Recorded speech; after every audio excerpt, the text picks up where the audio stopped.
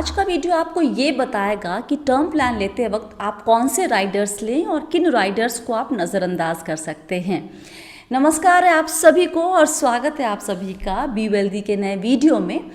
आज ये वीडियो अगर आप अंत तक देख लेंगे तो आप मुझसे दोबारा कतई नहीं पूछेंगे कि ये राइडर लेना है कि नहीं लेना है, या फिर फलां को राइडर के तौर पे लिया जाए या फिर स्टैंड अलोन पॉलिसी के तौर पर। तो चलिए शुरू करते हैं, राइडर या फिर नो राइडर। सबसे पहले हम ये समझ लेते हैं कि राइडर होते क्या है। राइडर बेसिकली एड ऑन्स होते हैं। बेस में क्या होता है, उसके एक प्लान होता है, कोई इंश्योरेंस पॉलिसी होती है, वो टर्म प्लान भी हो सकता है, वो हेल्थ इंश्योरेंस पॉलिसी भी हो सकती है, फिर कोई और लाइफ इंश्योरेंस पॉलिसी भी हो सकती है। अब इसको समझने के लिए जैसे हम फ्लाइट में जब ट्रैवल करते हैं तो टिकट बुक करते हैं ना, तो हमें क्या मिलता है, बेसिक सर्विस क्या होती है कि आपको पॉइंट ए से पॉइंट बी पहुँचाया जाएगा। आपके पास 15 किलो का लगेज आप चेक इन कर सकते हैं, 7 किलो आप हाथ में लेके कैबिन में जा सकते हैं और आपको एक सीट मिल जाएगी एयरक्राफ्ट में। ये बेसिक प्लान है। एड ऑन क्या होता है उस पर, अगर ज़्यादा लगेज है आपके पास तो पहले से बुक कर लीजिए, 20 किलो के लिए एक्स्ट्रा पैसे दीजिए। एड ऑन ये होता है कि एक्स्ट्रा ज़्यादा लेग रूम वाला जो सीट होता है वो चाहिए तो आप उसके लिए पैसे भरिए। खाना खाना है अगर आपको क्राफ्ट में बैठ के तो उसके लिए पैसे भरिए। तो ये एड ऑन फीचर्स होते हैं। वैसे ही आपको किसी भी term plan, health insurance policy या फिर बाकी लाइफ इंश्योरेंस पॉलिसी में आपको ये एड ऑन फीचर्स या राइडर्स आपको ऑफर किए जाते हैं। हर राइडर आप एक यूनिक रिस्क कवर करता है। वो कवर का जो अमाउंट होता है वो बेस प्लान के कवर का एक सर्टेन परसेंटेज होता है।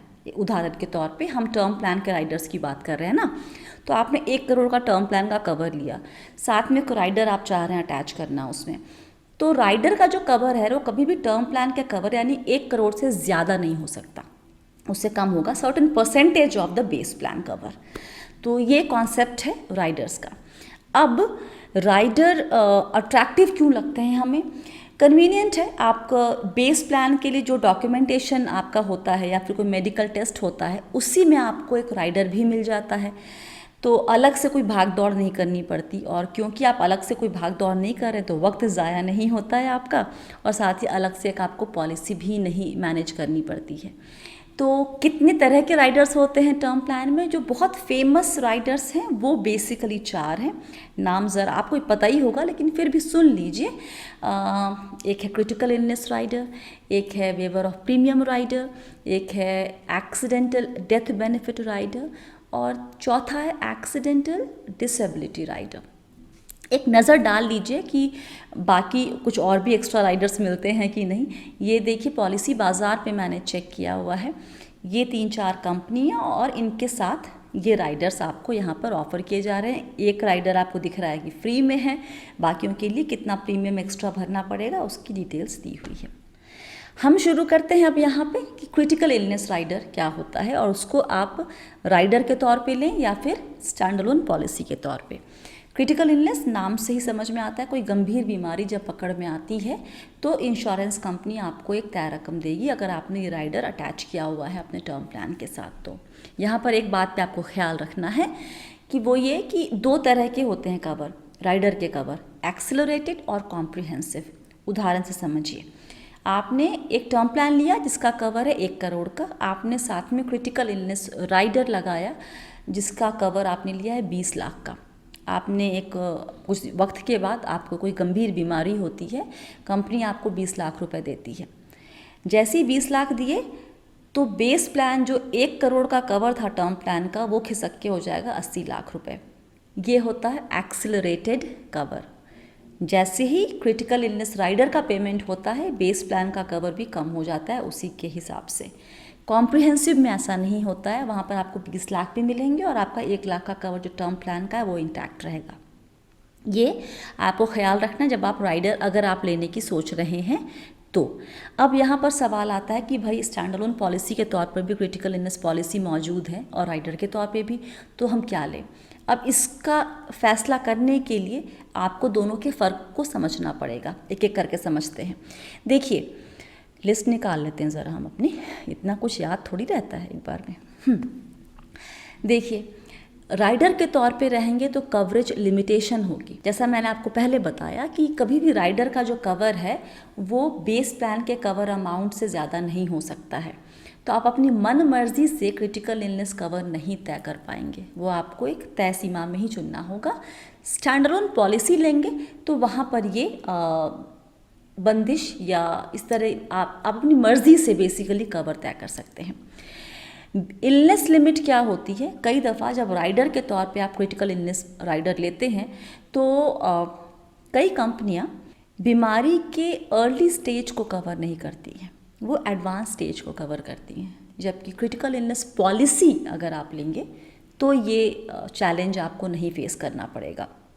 डॉक्यूमेंटेशन की बात है तो आप राइडर का वही डॉक्यूमेंटेशन होगा जो बेस प्लान का होगा, अलग से कुछ नहीं करना है।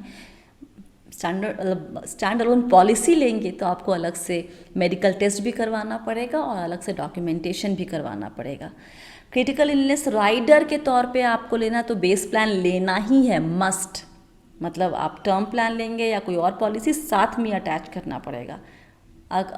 सिर्फ पॉलिसी के तौर पे लेंगे तो ये कोई बंदिश नहीं रहेगी। इसके अलावा आपको क्या बात, एक चीज़ और क्या ख्याल रखनी है, क्रिटिकल इलनेस राइडर के तौर पे जब आप लेते हैं ना तो उसका प्रीमियम पूरे टर्म में कांस्टेंट रहता है, बदलता नहीं है। टर्म प्लान का आपने ड्यूरेशन रखा है 20 साल, 25 साल, 30 साल, साथ में क्रिटिकल इलनेस राइडर अटैच किया है तो उसका प्रीमियम भी सेम रहेगा, दैट विल नॉट चेंज।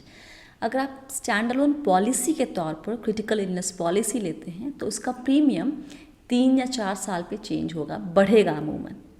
ये बात आपको ख्याल रखनी है। तो यहाँ पर आप ये कवर की बंदिश नहीं है, कवर अमाउंट की, लेकिन प्रीमियम चेंज होगा। अब आप पूछेंगे क्या, अच्छा नहीं, एक बात और, आपने टर्म प्लान लिया 30 साल का, साथ में राइडर अटैच किया हुआ है, टर्म प्लान का टेन्योर ख़त्म हुआ, राइडर भी चला गया, उसका भी सर्विस बाद में फ़ायदा नहीं मिलने वाला। स्टैंड अलोन पॉलिसी के तौर पे लेंगे क्रिटिकल इलनेस पॉलिसी तो आप उसको लाइफ लॉन्ग रिन्यू कर सकते हैं, ये आपके पास ऑप्शन रहेगा। अब होता है कि महंगा क्या पड़ेगा, सस्ता क्या पड़ेगा। देखिए, अर्ली अगर उम्र आपके साथ है, यंग है आप, तो दोनों में राइडर के प्रीमियम में और स्टैंड अलोन पॉलिसी के प्रीमियम में आपको बहुत ज़्यादा फ़र्क नहीं पड़ेगा। उम्र बढ़ने के साथ साथ ये फ़र्क आपको समझ में आएगी। तो मुझे लगता है ये चीज़, मुझे लगती है ये बात कि अगर आप यंग हैं तो आप बेहतर होगा कि आप स्टैंड अलोन पॉलिसी के तौर पर एक क्रिटिकल इलनेस पॉलिसी ले, राइडर को आप अवॉइड कर सकते हैं। लेकिन अगर आपकी उम्र ज़्यादा हो गई है तो आपने, और आपको लगता है कि आपके बजट के बाहर है एक क्रिटिकल इलनेस पॉलिसी लेना, तो अब बेहतर होगा कि आप राइडर के तौर पे, लेकिन ले ज़रूर, क्रिटिकल इलनेस को कवर करना ज़रूरी है, ये बात को आप गांठ बांध लीजिए। अब आगे बढ़ते हैं, वेवर ऑफ प्रीमियम राइडर, ये एकदम नो ब्रेनर है, इसका कोई ऑल्टरनेटिव भी नहीं है। क्रिटिकल इलनेस में 2 ऑप्शन है, राइडर या फिर पॉलिसी, यहाँ पर वो कोई ऑप्शन नहीं है, तो ये आपको ज़रूर लेना चाहिए। क्यों? अमूमन 2 सिचुएशन में आपको ये राइडर एक्टिवेट होता है, एक तो या तो कोई क्रिटिकल इलनेस अगर आपको होती है तब, या फिर आपके एक्सीडेंटल डिसेबिलिटी के सिचुएशन में। और दोनों ही सिचुएशन में अगर आपको ये सहूलियत मिलती है कि आगे का प्रीमियम नहीं भरना है आपको अपनी टर्म प्लान का या बेस पॉलिसी का, तो ये एक फिनेंशियल राहत फैमिली को देगा।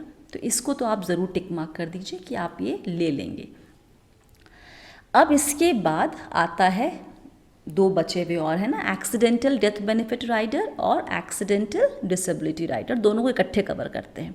दोनों में वर्ड है एक्सीडेंट, तो उसका पार्ट समझाते हैं बाद में। पहले इसमें होता क्या है कि एक्सीडेंटल डेथ बेनिफिट राइडर में अगर आपने 1 करोड़ का टर्म प्लान लिया हुआ है, साथ ही 20 लाख का एक्सीडेंटल डेथ बेनिफिट राइडर लिया हुआ है और आपकी मौत किसी एक्सीडेंट में हो जाती है, तो आपको 1 करोड़ प्लस 20 लाख मिलता है। मतलब आपको एक्स्ट्रा पैसा कवर अगर चाहिए तो ये इस तरीके से आपको मिल सकता है। एक्सीडेंटल डिसेबिलिटी राइडर जो होता है, ये राइडर आपको कब पैसे देगा या पे आउट जिसको कहते हैं वो देगा, किसी भी एक्सीडेंट की वजह से अगर आपको डिसेबिलिटी आप में हो जाती है। डिसेबिलिटी को आप 4 कैटेगरी में रख सकते हैं, ध्यान दे के सुन लीजिए ये भी, टोटल, पार्शियल, परमानेंट और टेम्पररी, या तो पूरा का पूरा डिसेबिलिटी हो गया है या फिर पार्शियल को हिंदी में आंशिक कहते हैं, आंशिक डिसेबिलिटी है।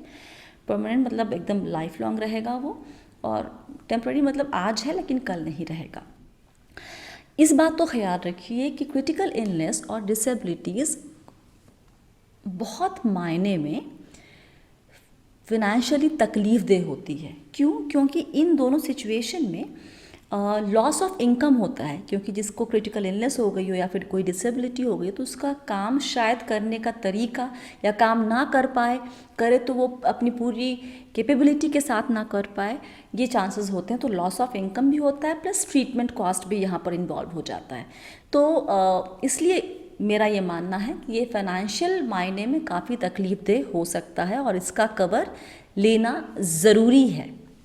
सवाल ये होता है कि राइडर के तौर पे लिया जाए या फिर इसको पर्सनल एक्सीडेंट पॉलिसी के तौर पे लिया जाए। तो पहले हम समझते हैं कि एक्सीडेंट का मायना क्या है इंश्योरेंस कंपनियों की नज़र में। तो जो रेगुलेटर है IRDAI, उसकी वेबसाइट पे लिखा हुआ है कि एक्सीडेंट का मायना देख भी लीजिए, हम पढ़ रहे हैं पीछे पीछे। एक्सीडेंट और accidental means a sudden, unintended and fortuitous external and visible event.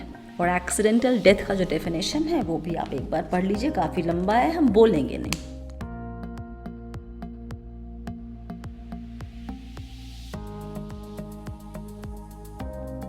अब मुझे ये लगता है कि राइडर के बदले, इन दोनों राइडर के बदले एक पर्सनल एक्सीडेंट पॉलिसी लेना ज़्यादा बेहतर है। क्यों? मैं आपको वजह बताती हूँ। लाइफ इंश्योरेंस पॉलिसी के साथ जो भी ये राइडर मिलता है उसका जो कवरेज होता है ना, वो स्टैंडअलोन पर्सनल एक्सीडेंट पॉलिसी से काफ़ी कम होता है।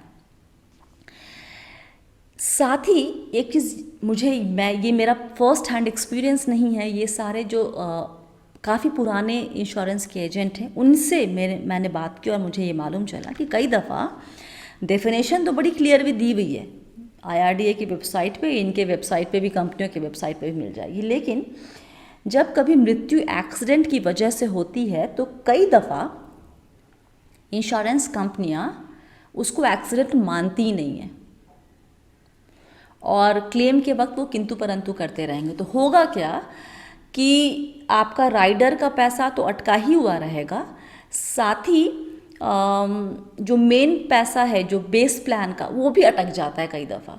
तो वहाँ पर वो चांसेस, उसको अवॉइड करने के लिए आपके लिए बेहतर होगा कि आप पर्सनल एक्सीडेंट इंश्योरेंस पॉलिसी लेंगे तो ज़्यादा बेहतर है।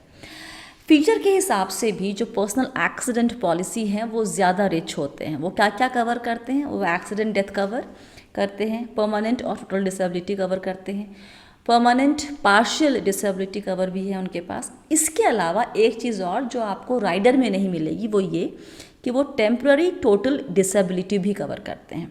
मतलब इसमें लॉस ऑफ लिम्ब नहीं है कुछ, लेकिन कई दफ़ा ये होता है कि आप 3 महीने 6 महीने के लिए आप काम करने की हालत में नहीं होते हैं, तो उस 3 महीने 6 महीने आपको पैसे मिलेंगे।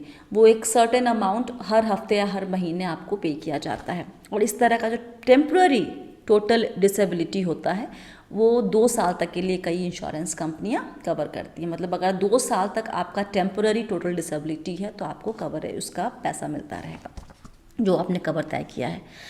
तो इसलिए जो कवरेज के हिसाब से और कम झंझट के हिसाब से पर्सनल एक्सीडेंट पॉलिसी लेना ज़्यादा बेहतर होगा कंपेयर टू द राइडर। हालांकि प्रीमियम आप चेक कर लीजिए।